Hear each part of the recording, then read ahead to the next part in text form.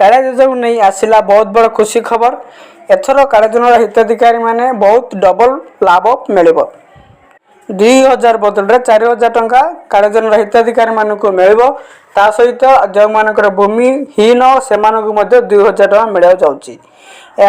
निर्वाचन फलाफल पर आपन को नवीन पट्टनायक सीधा आप डेबिट माध्यम डायरेक्ट बैंक खाता को पठाଯିव।